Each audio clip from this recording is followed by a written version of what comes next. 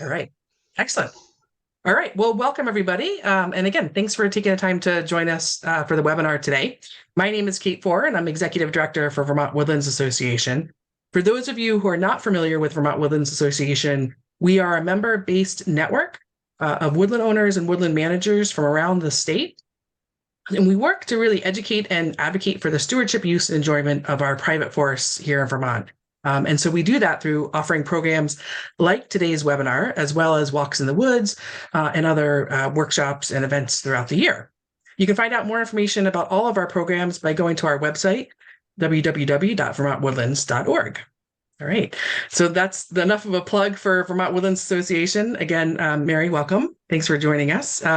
Nice to see everybody today. I know before we get started, I just want to acknowledge just everything that has happened this week and all the devastating floods here across Vermont. On behalf of all of us here at Vermont Woodlands Association, our thoughts are with everybody who has been impacted by these floods. And we hope that the road to recovery, will go smooth and hopefully start soon. I know a lot of areas are still digging out and trying to take care of existing water.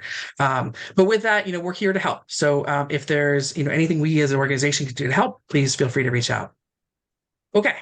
So with that said, the idea for today's webinar really actually came through a series of walks or series of conversations and at a number of events that I participated in over the last couple of months, and I had so many great conversations with folks out in the woods. People saying, "Oh, what app are you do you use?" Or we'd come up upon a plant and somebody would say, "Oh, I wonder what that is," and somebody would bring out their phone and say, "Oh, I can figure that out," and pull up an app. And then, we'd hear birds singing up in the canopy and somebody would say, "Oh, what's that?" And somebody would say, "Oh, have you tried this app?"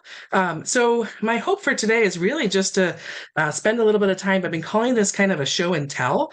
The hope is just that, we have a chance to kind of look at a couple of different apps. I'm sure there's others that you guys are using and are aware of. And so I'm hoping that at the end of the conversation today, we'll have an opportunity for you to share some additional apps as well.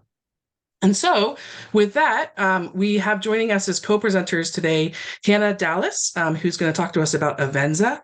Hannah is the Southern Windsor County Forester with Department of Forest Parks and Recreation.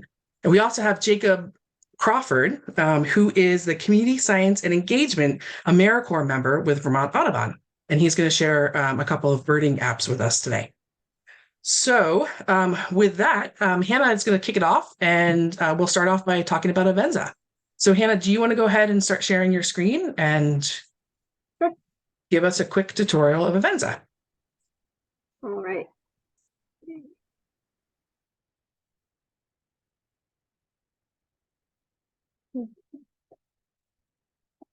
There we go. Can everybody see that? Great. So I'm going to talk about Avenza Maps. So we can just get right into it. Avenza is a mapping app and navigation tool that you can use on a smart device. It works on both iPhones and Androids. It works on tablets. And you don't need cell phone service or Wi-Fi to use it when you're out in the field. We'll go through a little bit. You do need some to get it set up and have the right maps, but once you're out there, you don't need to have cell phone service or Wi-Fi, which often we don't have when we're out in the Vermont woods. This app I find is pretty user-friendly, and so landowners and outdoor adventurers, professional citizen scientists, sort of everybody seems to be using it because you can really tailor it to your specific needs.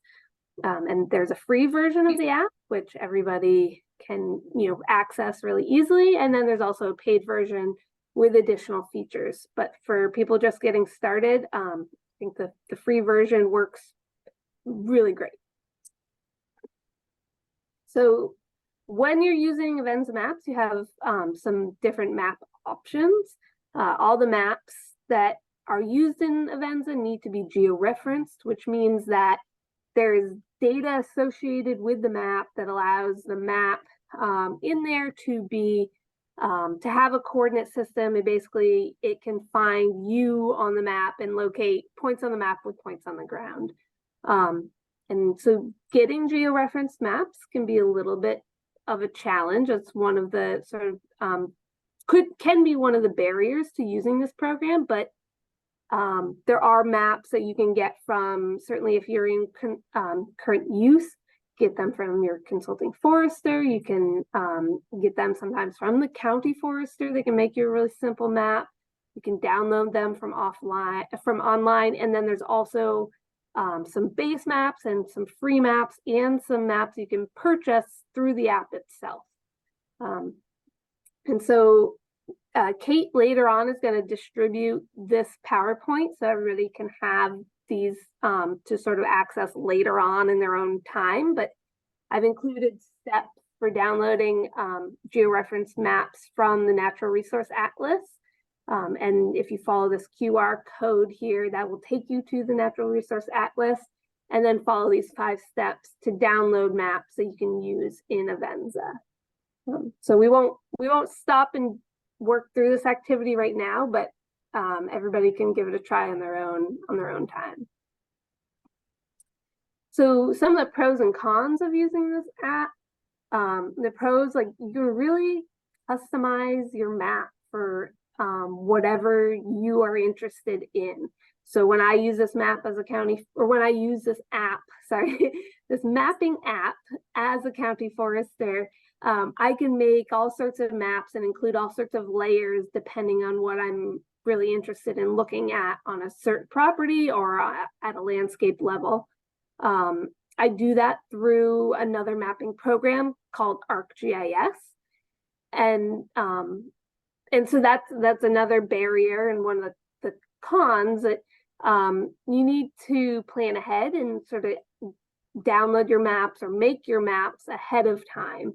It's not quite as much on the go if you want a customized map. But back to the pros, there's also lots of YouTube videos and ways to learn how to use this app. And if you have a question about how do I do something, you can usually Google it. And there are lots of videos and tutorials.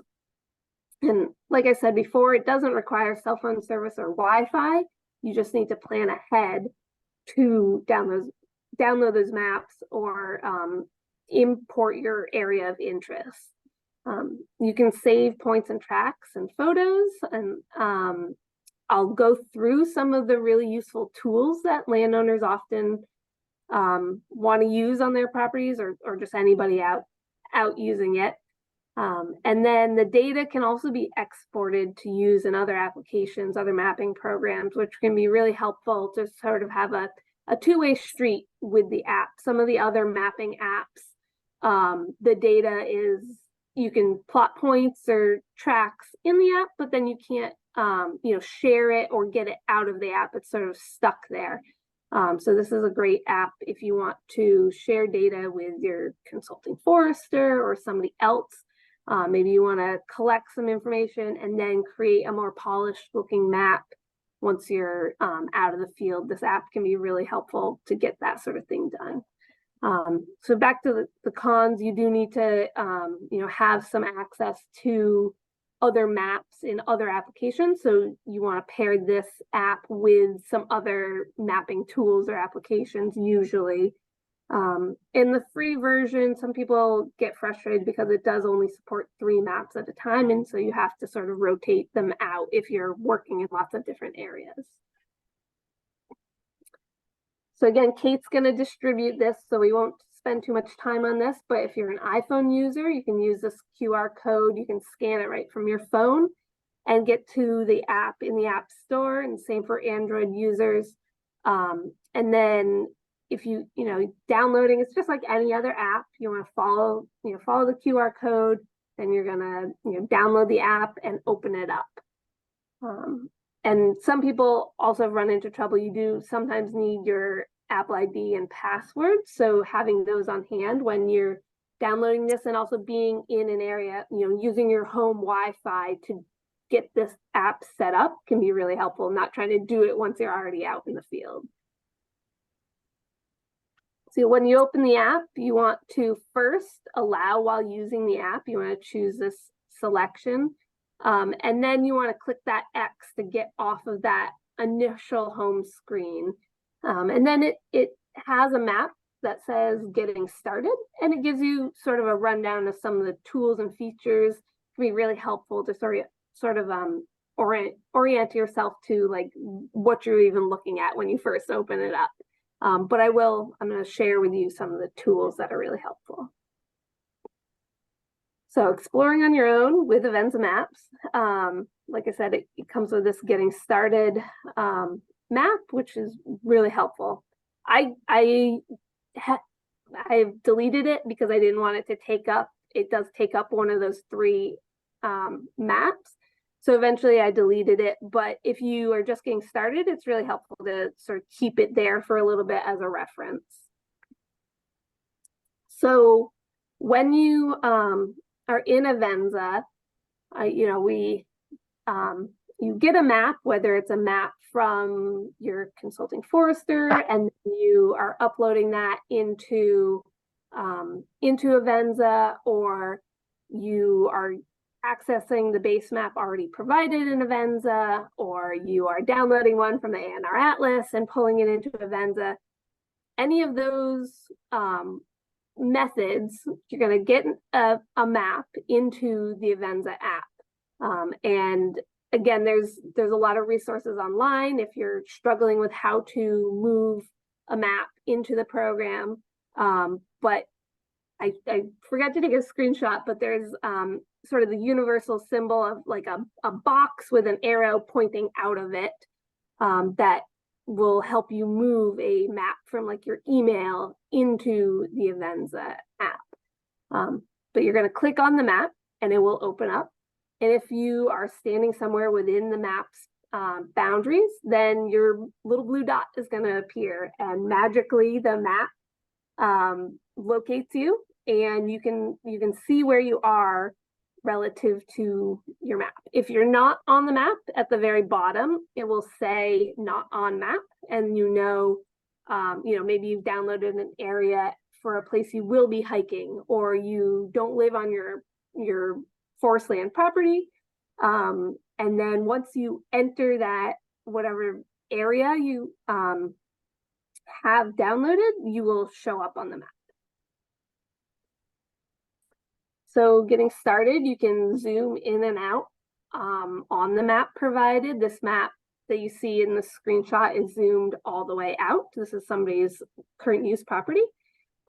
We actually did an Avenza training here with Coverts last year, and I think I'll touch on it later on, but we plan on doing more of these events.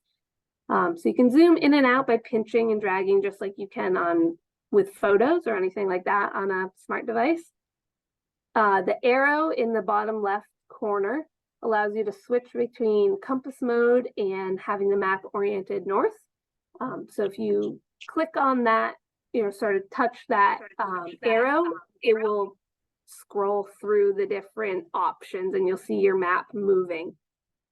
So when it is a solid arrow, so it's filled in all green and it's pointing up, the map is oriented to the direction you are facing. The pin here, it allows you to plot points and photos on the map. And the ruler tool opens up a whole array of other tools you can access. If you pull up on the bottom white bar slowly, then you can access additional tabs.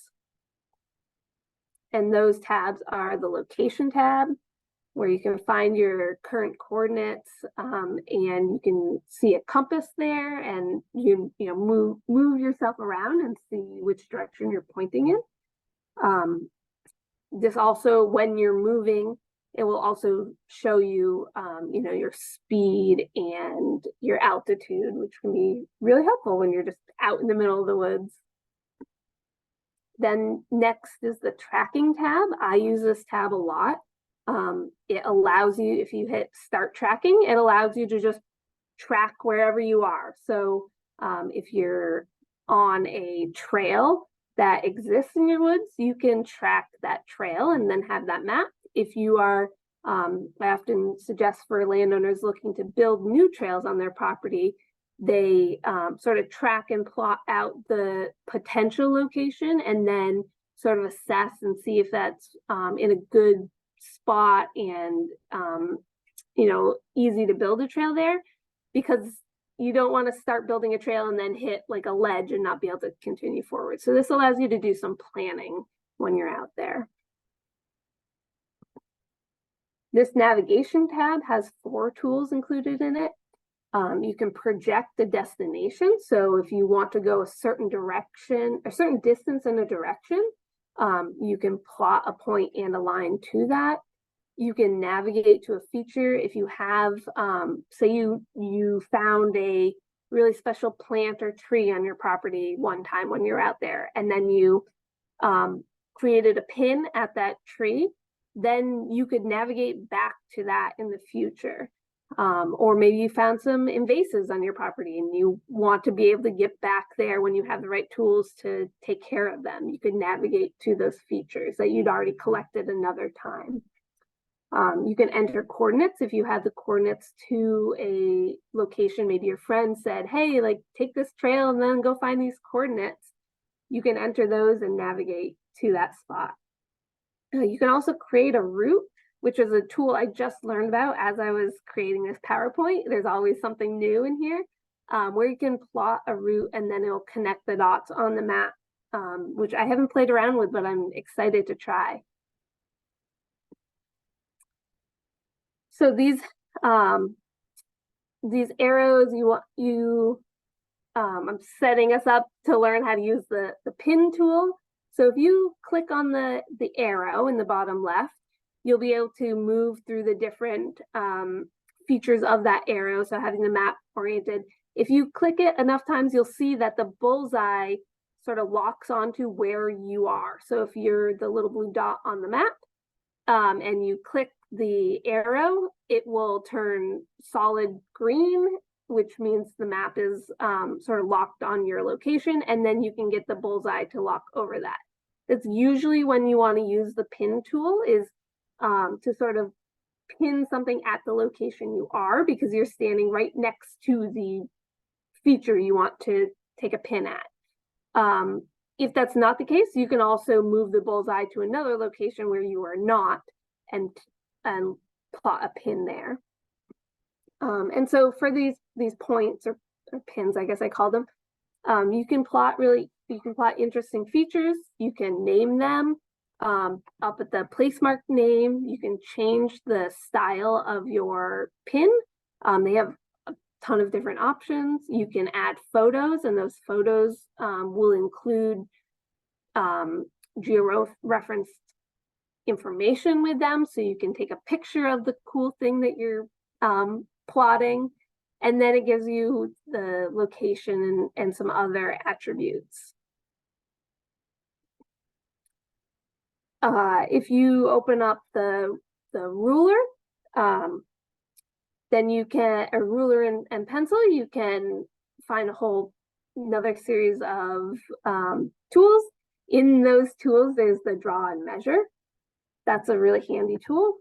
The measure feature can be really helpful for learning your property boundaries, or envisioning how large a patch cut might be, or invasives or anything like that. And so this can be a little bit, take a little bit of trial and error to get the hang of, but once people get the hang of it, it's very, very helpful. And so for more information, we are going to have a series of Venza workshops or tutorials for anybody interested, and we're going to do a couple of these online, and then at least one in person at Farm and Wilderness in Plymouth. That is, if we can get there. But I'm sure by this fall we will. And so I encourage everybody to sort of like access some of the YouTube videos and try it out for yourself, and then we can come together and really work through how to use it on the ground. And then a part of this will be exporting the data and how you might use the data in the future. So that's it for me. All right, awesome. Thank you so much, Hannah. And what a great overview. And again, the goal of this is really like thinking of this as like a show and tell. So as Hannah mentioned, I will follow up with a PDF of the PowerPoint presentations. And so all those instructions that Hannah provided, you'll be able to access through a PDF and follow along and use the QR code to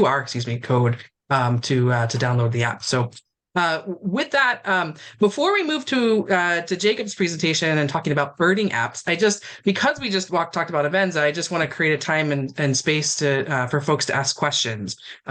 So are there any, we have a few minutes here if there's anybody who has a question for Hannah about using Avenza. I was wondering, is this the program? It does look like this is the program that's used to make maps for the current use program. We're in the farm program for the state, and the last time we had to reapply because of the name change, they didn't want to accept the maps that we had made, our own on our own, paper and pencil. So that's my question. Just wondering if that's the official what they use. No, actually, this mapping program, you would be able to pull in your current use map and then make any sort of notes for adjustment if the field edge changed, or if you have like a stream that showed up after the storm or something like that. But it won't create a map that is acceptable for the current use standards. So it sort of works in the opposite way. You can collect information, but it is not a official mapping program where it will sort of spit out a digital map acceptable by the current use program. Okay. Yeah. And that's Hannah. That's because the scale of the required map, right, is beyond the kind of reaches of Avenza. Is that correct? Yes. Yep. What is the program? Yeah, what is the program they use? Do you know? Is it available to people, or? They're not super user friendly for sort of lay people. There is a free version called QGIS, which is free, downloadable, but it's got a pretty steep learning curve. ArcGIS is the sort of professional mapping program that foresters are going to use, or hand-drawn, but you really have to have some understanding of mapping background to get the scale right. If it's hand-drawn, it can be pretty challenging. Okay, yeah, thank you. Yeah, good question, Mary. And I was gonna say, most of the landowners that I've worked with over the years, this is a great tool for helping folks be able to kind of go out and identify areas of invasives to kind of help plan out or kind of get a better sense of distribution on your property, where the invasives are, and help you kind of plan maybe for where to get started, or sort of how to approach invasives management, or like Hannah said, building trails. I actually have my son out using it this summer to try to map some of the trails on our property. So yeah, it's a great tool. But I would encourage you to connect with a county. Hannah is a county forester, but also connect with a consulting forester. Sometimes, you can reach out to them and work with them specifically just to help with the mapping. But certainly also in terms of helping with your current use value map as well, or plan as well. Excuse me. All right. Great. Any other questions for Hannah on Avenza before we switch gears and head to the birds, so to speak? Okay. So great. Well, thank you again, Hannah, for the great overview of Avenza. Lots of upcoming opportunities to dig deeper and get some experience and practice out on the field using that app. We're going to switch gears a little bit, and Jacob is going to share a little bit about Merlin, excuse me. I was trying to remember the name of it, Jacob. Merlin for identifying birds, and also eBirds. No, so Jacob, thanks. With that, I'm going to hand things over to you. Excellent. All right, I'm going to share my screen here, and we'll go ahead and get started. So in essence of time today, we're probably going to primarily focus on covering the Merlin Bird ID app, and then I can share out this presentation along with some other helpful resources to help folks getting started with eBird. So the Merlin Bird ID app is really the perfect app for anyone who's looking to either start dabbling in the birds that they may have in their own backyards, in their neighborhoods. It's super useful, very good resource. It's actually rated the #1 reference app in the Apple App Store, and it has a 4.9 star rating with thousands of reviews. So it really is just cutting edge as far as bird identification apps go. The Merlin Bird ID app was created by the Cornell Lab of Ornithology in 2009. It's available for both Android and iOS users. The app has since undergone multiple updates with increased and improved functionality that includes, and will be gone over in today's presentation, a complete field guide, and you can download regional bird packs for wherever in the world you want to travel. They are constantly expanding the number of bird packs, and you can pretty much, it's like infinite different bird guides right at your fingertips. They also have a step-by-step bird identification tool, which is really helpful for beginners learning the bird identification process. There's also photo ID, and one of the most anticipated features of the Merlin Bird ID app is by far the sound ID feature, which we will go over certainly in this presentation. It's also just an excellent resources for all levels, from novice to experienced birders.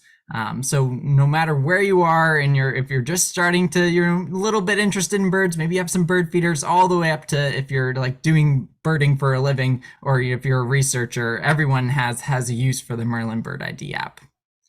And I also just want to give a hint that there is likely an update to the Merlin Bird ID app coming up soon. And so some of the photos you have here may be resembling the updated app, and may not look exactly like the app that you can download today. That being said, there are a lot of similarities, and most of the functionality is exactly the same. So kind of the first step is definitely going to be setting up the Merlin app and downloading bird packs. So one thing to note is that Merlin does require a fair amount of storage space on your mobile device. And that really, the main sort of eater of the storage space is downloading your bird pack. And the bird pack is really just all the species profiles, audio recordings, and range maps and photos of the bird species that you have in your region. So when you first download the app, the Cornell Lab of Ornithology will more than likely ask you to set up an account with them. It's a pretty easy process. They don't send a lot of spam or anything. So just go ahead and do that when you open the app if it prompts you to do so. Then you'll go ahead and click on the 3 bars in the upper left-hand corner, and that'll bring up a menu that allows you to access your bird packs. I think on initializing the app, it will actually have you download bird packs automatically, but in case it misses that step for whatever reason, bird packs is what you're going to be looking for under settings. When you open bird packs, you'll see a selection of, if it has access to your location, which I highly recommend you enable Merlin to have access to your location, just because that plays a big part in photo ID and sound ID as well. And any of the identification portions of the app rely heavily on your location to help sort out what bird species are most likely. So for the northeastern states, pretty much this US Northeast pack is pretty standard. It's not as big as if you were to get the continental US pack, which is, substantially larger as far as storage space goes. But go ahead and download it by clicking the green Get button when prompted. The first tab that we're going to kind of dive into here is really the field guide portion of the Merlin Bird ID app, and that's called Explore Birds, or the Explore tab in the upcoming version of the app. The Explore tab, let me just see if I can.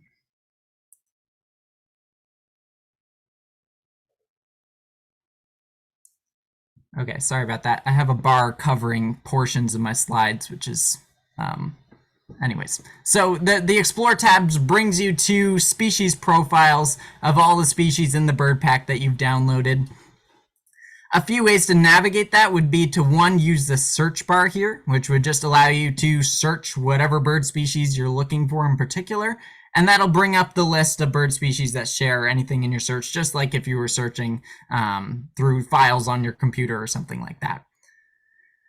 Your bird pack will also typically be automatically displayed in taxonomic order. I highly recommend keeping your birds in taxonomic order, just because once you get the sense of, okay, waterfowl is first, and then the shorebirds, and then the herons, and the raptors, it becomes a lot easier to find birds. Alphabetical sometimes takes a lot of scrolling. It depends. It's really up to you how to sort birds, and you can change how you're sorting the birds by using the icon in the upper right-hand corner here.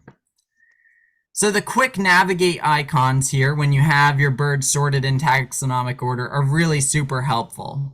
Once you get used to them, you'll kind of understand what these icons are for different birds, and it just brings you to the main groups or families of bird species that you may be trying to find while you're out in the field. So say you see something that's a large bird soaring in the sky, you'd probably want to go to the raptors. Maybe you want to go to the thrushes because you see some sort of thrush. So in this case, you can just click that little thrush icon and it'll bump you over into the thrush section of the Merlin Explore tab. Once you're here, you can then go ahead and if you click on any one of these bird species, that if you want to learn a little bit more about them, that will bring you to the entire species profile. And here I have a little video that should have some audio just to kind of show how you can navigate this screen.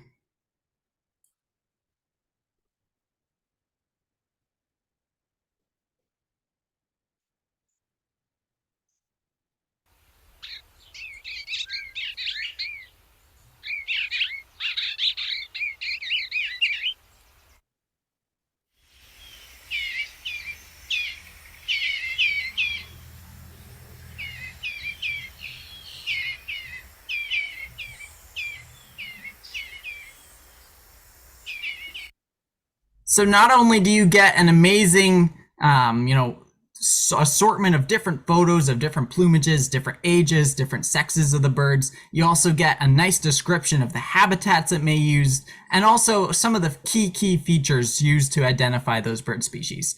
You then have a consistently updated assortment of audio recordings from the songs, all the different types of songs that different birds will make, and the different calls that they'll make, all the way down to juvenile calls and flight calls. So really, it's a complete assortment of the bird vocalizations.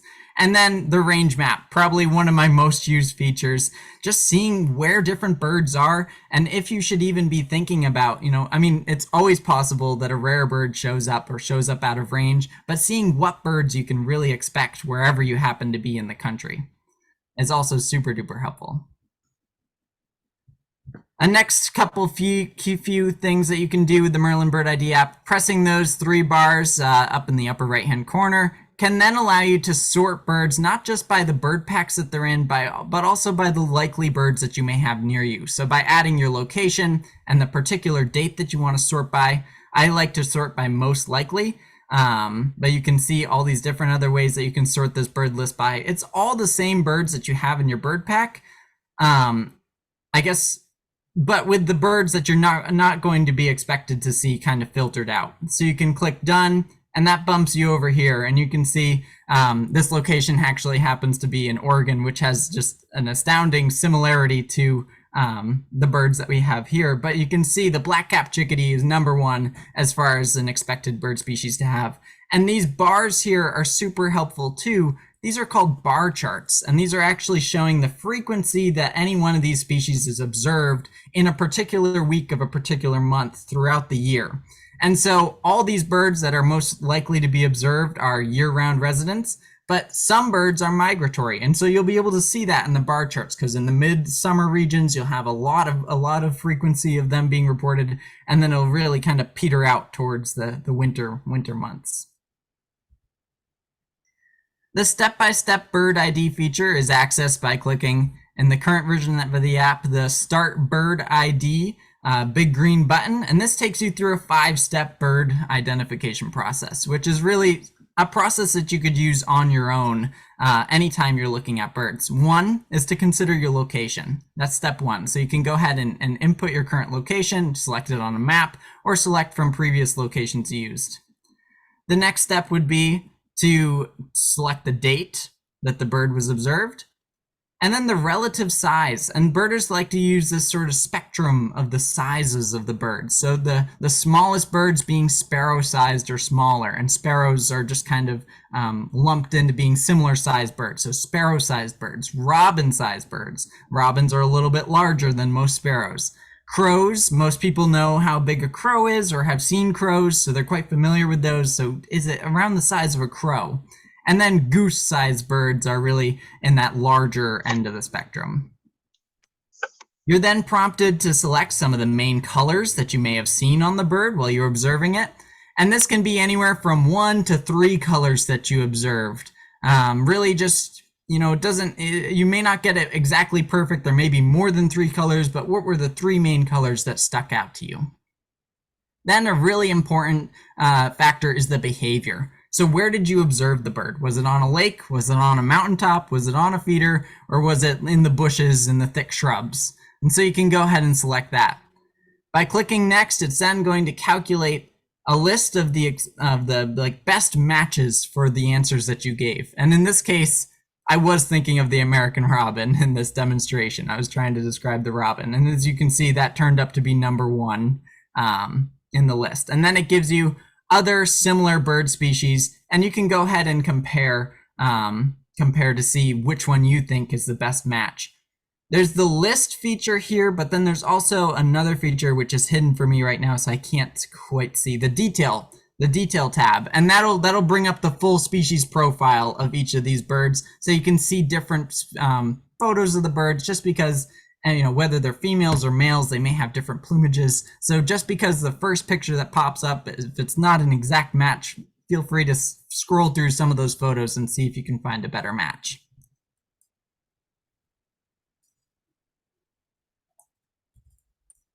The next feature is the photo ID feature. And this is super nice. You can either use a photo that you've downloaded onto your phone's photo library, or maybe a photo that you've taken in the past.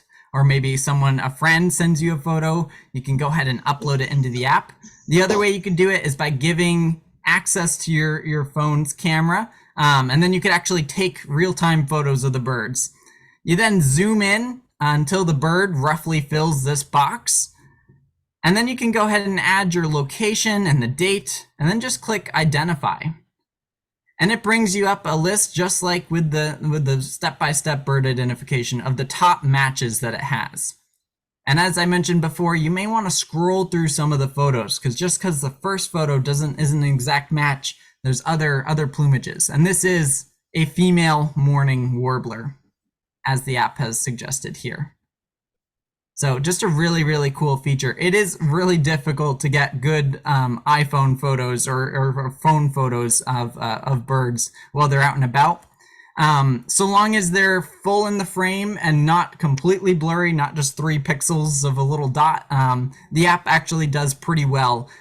Just the machine learning that it's gone through, the processes that it's gone through, the Cornell lab has done really well with this portion of the app.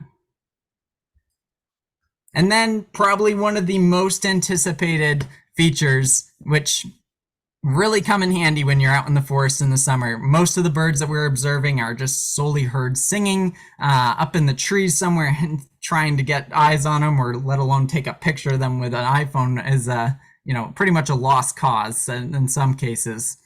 So just using the Sound ID feature, all you have to do with the current version of the app is you press Sound ID, and then a big green microphone symbol will pop up. You'll just click that, and the app will start making a real-time recording of everything around you. And it'll actually produce what we call a spectrogram, which we can see a little snippet of here, and I'll play this video just so we can see in a little bit. But it's essentially a visual representation of the sounds that are going on around you.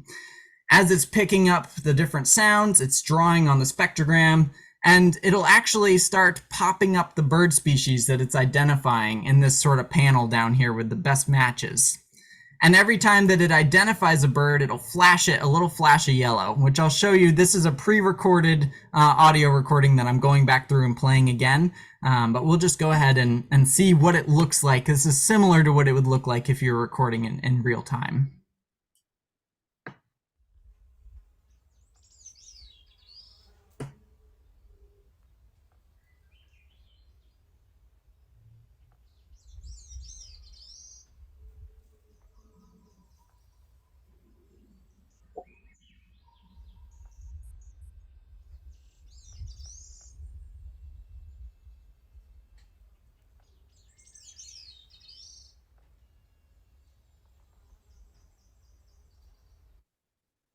And I will say that particular recording, Merlin did really well. It got every single species. There's a few species that are a little far away that it could not pick up, but the ones that it did pick up, it was 100% with the identification of them and spot on. So it's really, really cool to see how this app has changed. This feature has come along, and it's just increasingly getting better the more and more audio recordings people are making. So a few ways to use the Sound ID feature. After you've made your recording, you get a list of birds. A few scenarios you'll have while you're making your recording is you may have a certain bird is calling and two birds are consistent. Every time that bird calls, two bird species identifications are flashing at the exact same time. That's typically when the app is having struggles differentiating those two species. There are a few species that the app consistently misidentifies, but those are typically species that are only migrating. It's only a seasonal issue with bird species that are migrating through. It's in the migration seasons. We have some similar songs around. So the app is not 100% accurate, but for most of the backyard birds, it is pretty spot on. One thing to be conscientious of also would be, I know for a fact in this recording that we have a screenshot of, the yellow warbler.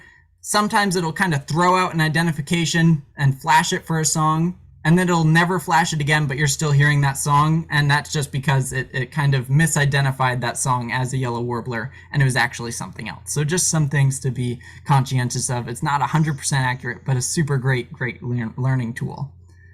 So a few different features we have here. We have the share or save your audio recording button here. So that'll pop up a share tab. You can save it to your phone. This is great if you're creating an eBird checklist. Anytime you're using Merlin, if Merlin is assisting you in identifying, you should always be the one that is making the end identification. But it's very highly recommended that you submit the audio recording along with your eBird checklist. We can get to that a little bit later. I know we're running a little short on time. The next button is this kind of edit pencil button up here, and that's where you can rename your file, change the location, or change the date, etc. There's a few other things that you can do there. I really like annotating the name. Otherwise, it gives you the date and the timestamp, and that's not really super descriptive. I like to maybe, if there was a particular species I was recording, put a little note in there, make it a name that you can recognize and understand, because once you get 100 recordings, it's nice to be able to go back to the ones you're interested in. One really helpful feature is that when you're reviewing your recordings, you can actually click on any one of these names and it'll jump the recording ahead to the time that it actually identified that species. So this is really helpful when you're trying to figure out, okay, I picked up chestnut-sided warbler, I picked up Nashville warbler, what was the song that it was making? You can click through, listen to each one of the recordings of the song, snippets of recording where it picked up the song. That's really helpful to kind of help your learning process. And then you can click this little down arrow to review the range of songs and calls of each identified species with Merlin's recordings that you have in your bird pack. So you click the down arrow, it opens up this, and I bet you if you listen to even one or two of these recordings, you'd see it's a pretty exact match to the song that you were hearing out in the field.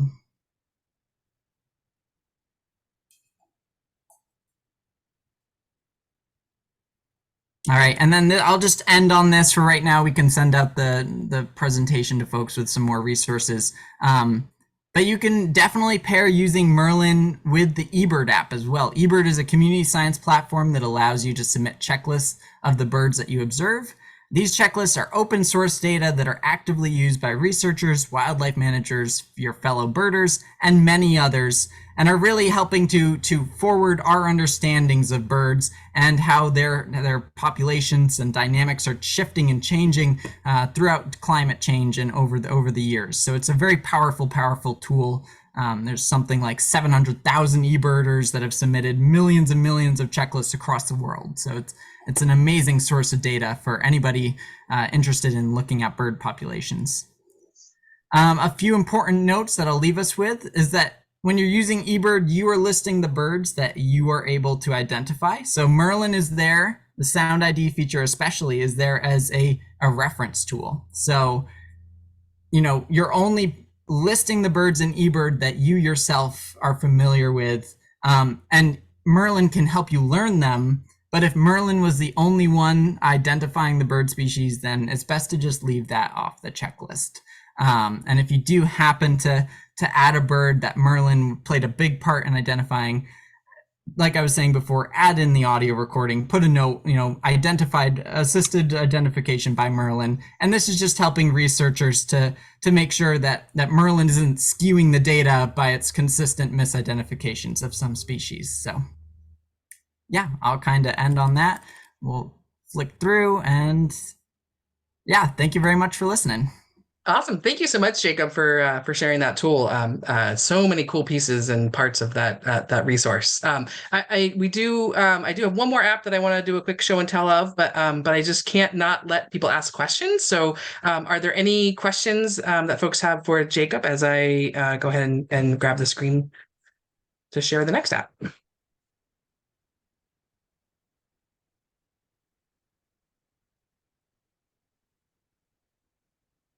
Okay. Sounds like you covered it so well, Jacob, so quickly and so thoroughly that there are no questions as of right now. But again, I will make sure that the PowerPoint that Jacob put together is available for folks, and we'll have to have you back to look at eBird a little bit closer, because that's another really cool tool. So continuing along on our sort of app show and tell this afternoon, I wanted to end our conversation today by sharing Seek, which is another really, Jacob had mentioned sort of the sort of how revolutionary some of these tools are in thinking about and helping us with identification. And I know for myself, I've gotten to know Seek really over the last couple of months, and it has really changed for me, my ability to identify plants out in the woods in particular. It's just a really cool, easy, simple, and powerful tool. So I'm really excited to share it with you today.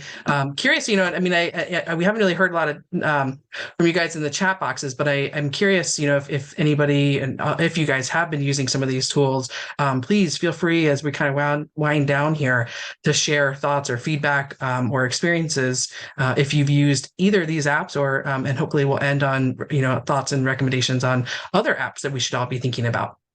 But let me just spend a few minutes doing my show and tell of the Seek app. Again, I'm a fairly new user, so unlike Hannah and Jacob, I'm not going to go deep into the weeds of how it all works, but I just wanted to kind of showcase this, I think, as a really, really, really cool resource that I think you all should be aware of if you're not already. So Seek is actually a app that it was created by iNaturalist. It's, again, similar to eBird and Merlin, really pulls on a whole ton of observations, millions and millions of observations, a really robust database that has been generated through iNaturalist using citizen scientists to help collect observations over the years. And so it really, it really is sort of, the foundation of this app, it are all of those observations. And it's a really robust tool for you to go out and actually into the woods using the camera feature. And I'll show you more in a few minutes. And it's really as simple as that. You just open your camera, you point at the plant or animal. This app actually offers not just plants and animals, but amphibians. I mean, obviously amphibians are animals as well, but it really does a whole host of different species, including birds. Although I haven't actually played around with this myself using birds, so I don't know that I'd recommend it over Merlin. But this app can help you identify fungus, fish, reptiles, arachnids, insects, mollusks, as well as mammals. So it's really a kind of a cool one-stop shopping for folks who are out in the woods and just curious what they've come across. The other really cool thing about Seek that I just want to share for me has been, that it's an interesting conduit, I think, for getting folks out into the woods. In addition to the identification features that it offers, it also offers some kind of entertainment functions. I'll talk in a second just about some of the challenges and some of the badges that folks can earn using this app. I know it may sound a little hokey, and I generally am not a big fan of, kind of these bells and whistles, but for getting kids out in the woods and, for kind of giving folks sort of motivation to get them out looking at different species, this app offers, I think, some really cool features as well. So I'll give you the quick rundown. Again, just like all of the other apps that we've been talking about today, this Seek is available through the App Store. And so Apple users can go to the Apple Store to download it, or it's available through Android as well. So once you download it and go ahead and install it on your device, then the screenshot here is sort of the, once it's installed and you open it up, the first screen shot here is what you'll see. So the menu is basically home. You have it actually tracks achievements, and again, these are some of the kind of entertainment value, if you will, or sort of bells and whistles that it offers. It also offers these challenges. It actually tracks your observations, and so you'll see in the menu my observations. There's a integration with iNaturalist. I'll talk about that briefly in a second, and then under the menu as well are all your settings. So it's a really simple app, and there's really no secrets, that I'm going to be sharing today. If you've used it, you know how simple it is. When you open the app, you'll actually go to the second screen share there. You can enter in your location or not. It doesn't necessarily require a location. It draws on the location to help you sort of narrow down species, and shares kind of other potential species that have been observed in kind of your general area. So it's helpful if you're willing to share a location. Then you click on the camera icon at the very bottom there. You see the green circle with a camera icon in the middle of it. So you click on that. It'll take you through a couple of warnings. I didn't grab the screen share of that, but it's basically like, don't eat plants that you don't know what they are. And, sort of respect, nature and sort of some of the standard warnings that remind us all of how to be good stewards and visitors when we're out in the woods. And then you get to start IDing. And so here's a quick sort of example of how I've used it. That sort of takes you through the process. So I actually used it out in our woods just the other day, walking up on the hill with the kids. So you actually, you open up the app, like you saw on the first screen share there. You hit the camera button. Your camera, it automatically connects to your camera, and then you just hover over the plant. I'll talk a little bit about some of the challenges with that in just a second. You hover over the plant, and then it automatically, you can see number 2 here, with the app open, it automatically starts to identify it. And so you can see here, we're looking at blue cohosh. Now, what I didn't realize when I was out in the field is that it actually only identified it to the genus level. So that is kind of, I think, one of the drawbacks of this is that you don't always get to the species level. But for me and for my purposes, just, knowing that it was a blue cohosh was enough in this case. So you go ahead and just hover, it pops up and says, blue cohosh, or sort of its best guess of what it thinks it is. And then you can press that white circle on the bottom there, and it'll actually take you to an information page that has a whole bunch of different information about the plant. And again, this sort of everything. You can see the next page is actually, if you scroll down, it'll show you, other identifications of this plant, in your area. There's a map, actually. It shows you the range. And then it shows you as well, sort of the seasonality and kind of when you might expect to see this plant, in your area. And then it also, at the bottom, it sort of shows you similar species. And so kind of helps you, if you think that it may not be accurate, it can show you other species that may be either in the area or may have been mixed up, may be more accurate. So it sort of, highlights kind of all the sort of potential other species that you could be looking at as well. So again, just to kind of quickly walk through the pros and cons, it's a free app. Again, very easy to use. It's unlimited in terms of the number of pictures. As far as I understand, I would imagine that, obviously data and your phone capacity is probably the main limit, but the app itself doesn't seem to have any limitations on the number of pictures. I think overall it has fairly good accuracy. Again, I've been playing around with this for the last couple of weeks and found that it's actually fairly accurate. And it integrates with iNaturalist. For those of you who are already using iNaturalist and contributing to data through that app, there's a really easy integration. You actually, when you sign in or when you open up the app, there's actually a sign in button that that will take you directly to iNaturalist. So you can actually use Seek while you're signed into iNaturalist.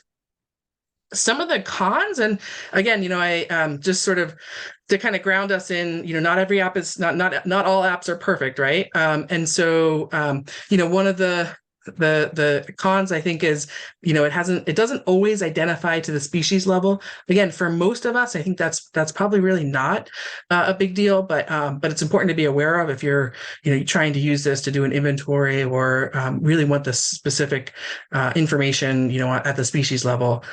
Doesn't always work well with multiple species present. One of the challenges that I've found in using it, and I have sort of started to try to maybe it's a user error more than anything else, but for most of us here in Vermont, our forest floor is full of a whole bunch of different plants, especially this time of year, and so you have to be really kind of careful in terms of how you're sort of holding your camera, because all the noise of if you're trying to look at a specific plant, all the noise of all the other plants can sometimes make it less accurate. So there's a little bit of strategy involved in making sure you get a good shot of the species that you're looking at. It does require an internet connection in order to in real time identify the plant or the species. But the nice thing about it is that you can actually allows you to take a picture, and then you can actually use those stored photos later to identify a plant through the app. So when you go to the home, after you press the sort of homepage, when you go to the next screen, there's actually, you can actually use the camera, or the other tab is photos, and you can actually pull a photo from your archive and actually identify it that way. And then the last con is, I've heard anecdotally that it doesn't work super great on older smartphones. I don't have a whole lot of information about that, but just throwing it out there as a little bit of a warning.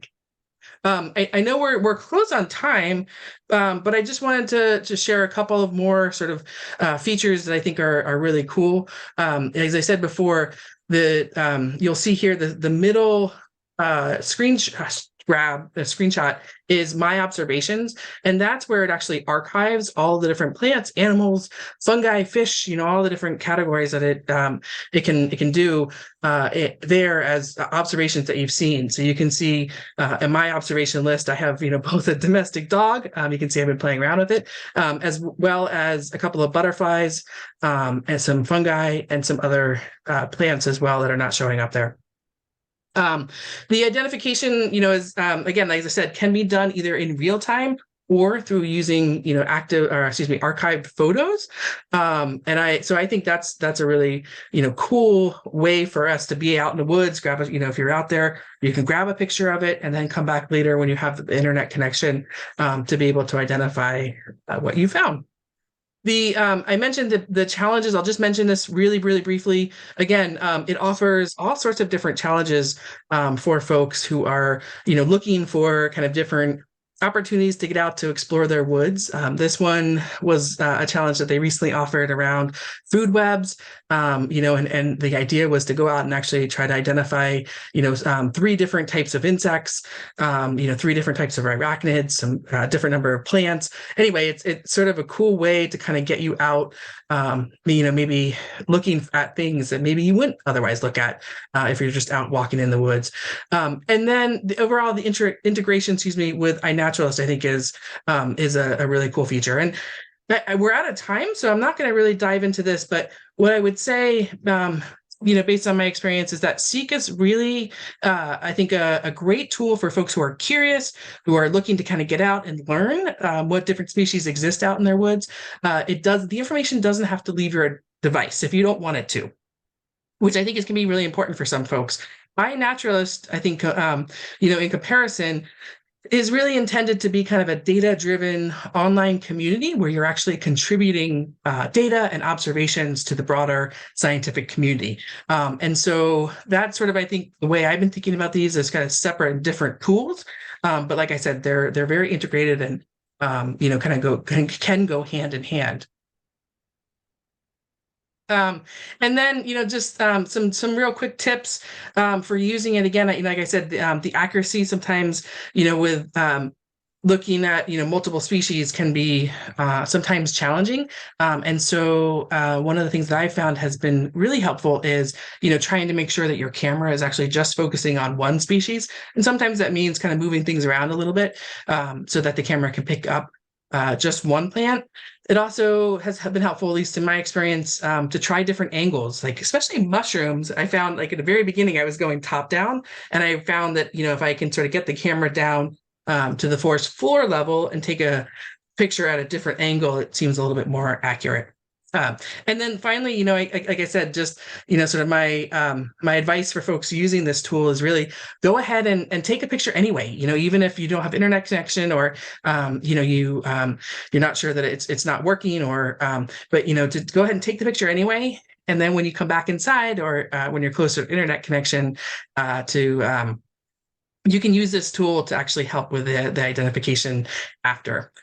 So that was a real quick rundown of Seek. And I hope that it kind of gave you a little bit of a taste for, I think, all the cool components that this app offers. And really, again, I think the goal of this webinar today is just to share, all these tools. And I think we're living in this really cool time of all of these resources and tools that are available now to help us, as we're out and about and looking to kind of learn more and, become maybe better stewards of our woods.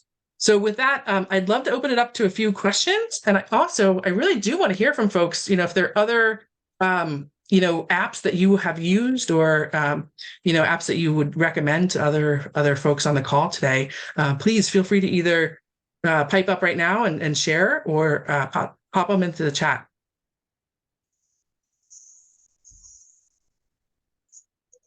Thank you very much. I mean, this is really interesting. I had tried I had used the bird app just a little bit, but now I'm psyched to use it more. I didn't have all the pictures of the bird, so it must be I need to download some more. I just had the little sketches, but anyway, I'm psyched to play around with it more. And I have never used Seek, so I'm psyched to use that.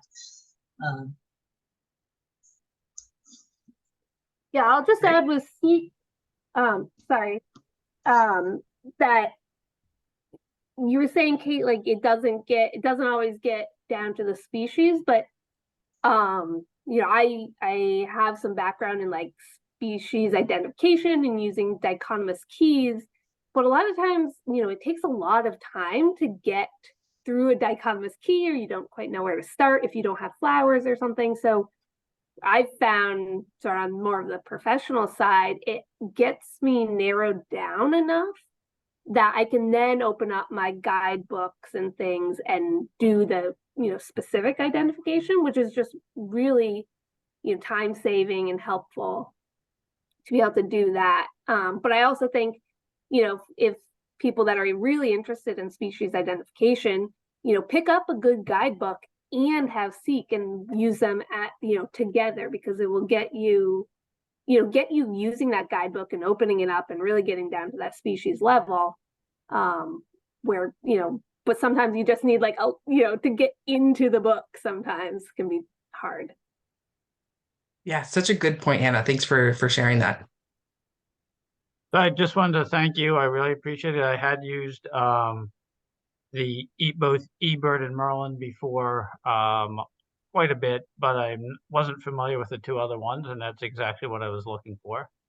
Just a way to identify kind of species out there, primarily plants and insects, and then also the idea of recording, where I observe something, primarily plants, but where on a property, I observe something. So that was good. Just what I was looking for. Perfect. Great, Eric. And yeah, again, my observation list is perfect for that. I've used that quite a bit here on our property, and it's great because it not only catalogs what you've seen, but also it does include location information and actually, can do some initial mapping to help you be able to figure out, kind of where and look for those patterns, right, of where different plants are. And, it's not necessarily a mapping, right, app like Avenza, but it definitely, I think, would helps with that as well. So great. Excellent. Well, Yeah, thank you so much again, and thank you everybody for participating today. And again, if you have other apps or thoughts on other programs that we could be highlighting, please feel free to put them in the chat. For me, I guess I would say, I'm learning so much from all of you throughout sort of all of these programs that we offer. It's always such a interesting process because I gain so much just by hearing what you guys are using, and then we as an organization and all of our partners, work hard to try to pass that information on to other landowners and other managers. So thank you so much for being here today and for sharing your experiences. And thank you as well to Hannah and Jacob for taking the time and sharing today their experience with these apps. I know for myself, it's oftentimes not very easy to do a show and tell of an app.